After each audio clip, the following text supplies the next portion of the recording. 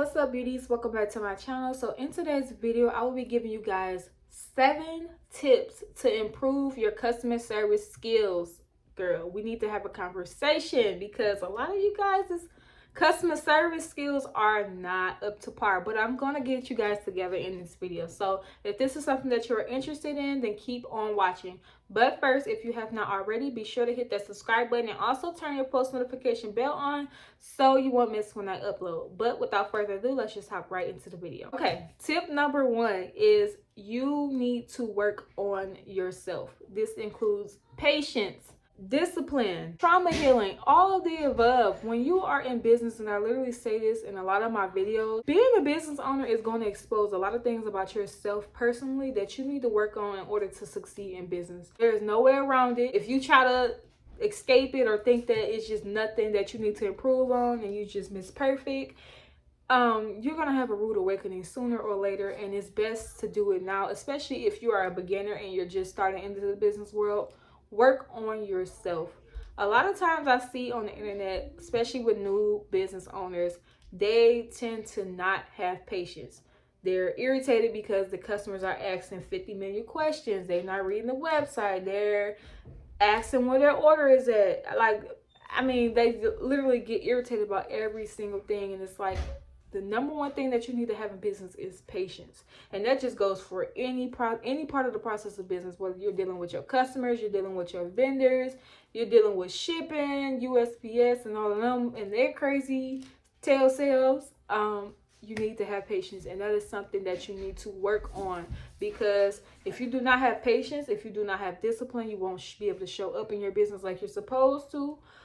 There's no boss or no one telling you, oh, hey, you need to post, oh, you need to make sure you do this and that. You literally have to be there for yourself. You need to make sure that you are practicing discipline and just being there and really just healing from your trauma, because a lot of y'all is bringing y'all experiences from when y'all used to work y'all 9 to 5s into your business. What I mean by that is, you had a bad experience with your boss. Oh, them telling you what to do. Oh, you're not listening to this and third, so I'm just do my own thing.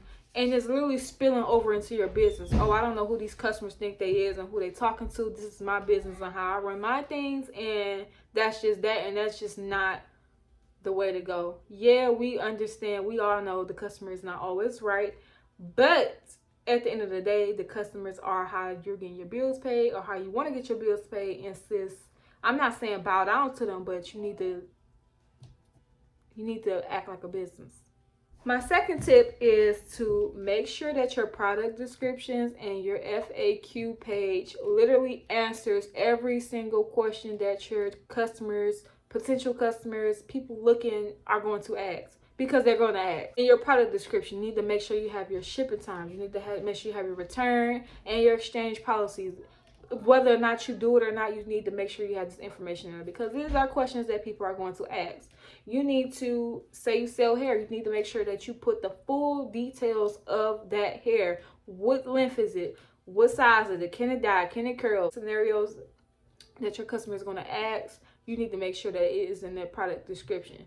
Your website and your product pages need to be set up to the point where literally every single question that your customer is going to ask, it is there, so there is no reason for them to ask you anything but how to check, what's the link to check out, and that's just that. Tip number 3, you need to make sure that you are following up with them and accepting both positive and the negative feedback. In business, of course, we're going to think our products are good. We're not going to see anything wrong with it. But at the end of the day, it's not about us. It's about our customers. It's about pleasing our customers. It's about making sure that they are satisfied. Because at the end of the day, they are the ones who are paying our bills. They are the ones who are keeping our businesses thriving and striving. And they are going to be the ones, especially your loyal customers, they are going to be the ones who are going to promote your business for free to their friends and their families. So you want to make sure that you value their feedback. Ask them when you do ship out an order, or even if you're giving it away for free, just make sure that you are asking them their feedback. Hey, how did you like that hair that I sent you a couple weeks ago? Did you like it? Did it hold up good for you? Like, do you have any feedback for me? Let me know exactly what it is. And regardless of what they say about it, take it into consideration. Yeah, we get people that are you know, they just want to be some type of way just because they have things going on within themselves and they want to project it on everyone else. But for the most part, ask them their opinions and see exactly what it is that they want, what they don't want, how they feel about certain things that you did. Just keep them inclusive in your brand, because at the end of the day, we're building this for them and we're here to help and serve them, so that they not only are we serving and helping them, but they're helping us in return as well. So we want to make sure that we're keeping them in the loop and making sure that we're satisfying them at all times. Tip number 4 is to show gratitude to the customers that you already have.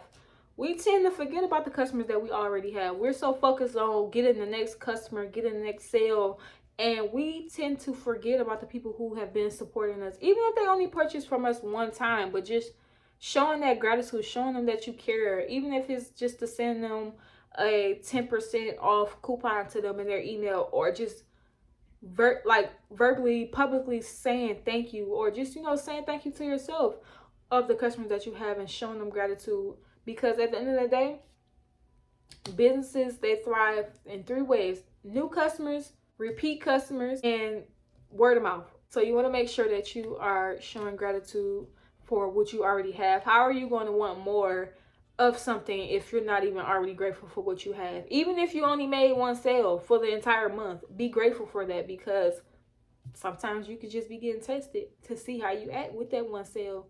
You're not even happy for 1 sale. Why would I give you 10 sales if you're not even happy with the 1 sale that you got? So just practice gratitude and just being more grateful and thankful for the customers that you do have, because with time, it's definitely going to grow and expand. Tip number 5, get help as soon as you need it and not when it's too late. A lot of entrepreneurs, they wait until their orders are through the roof and they can't handle it. They wait until their email list is at 1,000 and literally they cannot respond to each and every person in the timely fashion that their policies are stating. And you start looking for help at that point, it's already too late. Yeah, you can, you know, hurry up and get help and get the things needed, but at that point, people are already mad and they're most likely probably going to want their money back at that point. So you want to make sure that you are getting help before it gets chaotic and before it's too late. Don't be afraid to spend the extra money on hiring a person to help you ship out your orders. A lot of people these days, that what they don't realize is a lot of people be looking for internships. Internships do not have to be paid. People want the experience. People need that hands-on feeling of what to do and how to run things so that they can put it on their resumes. Utilize that information. It is literally a lot of resources out here that you can utilize.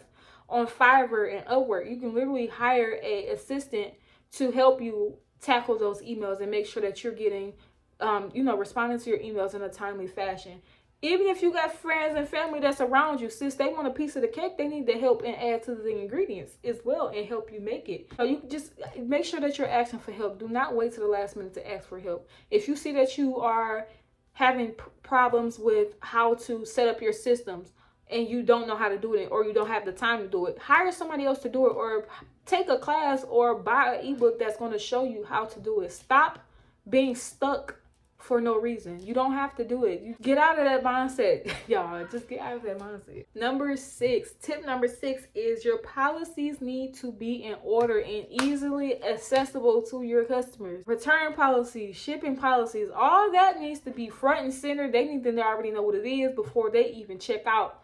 A very, very, very helpful tip to cut down on chargebacks, to cut down on people who talking about they ain't know what it was and what it is literally, if you have Shopify, there is an app called TNC, Terms and Conditions C-Box. This literally allows you the ability to add a checkbox to each and every product that, well, depending on the products that you want. If you want to just put it on selective products or you want to put it on all of your products, I want you to put this onto your website so that you can literally have them check the box, check the terms and conditions, so that if anything came up in the future, talking about a chargeback, talking about I didn't know the shipping policy things, you can literally pull that up. They literally capture everyone's information and make sure that you just have their receipt for you at all times. You want to make sure that you are protecting your business at all times, and also too just making sure that you're protecting the customer as well, so that there's no discrepancies. Nobody can say that they didn't know anything. Tip number 7, this is my last tip, is to take notes from other successful entrepreneurs, preferably entrepreneurs who have been in the game for 3+ years.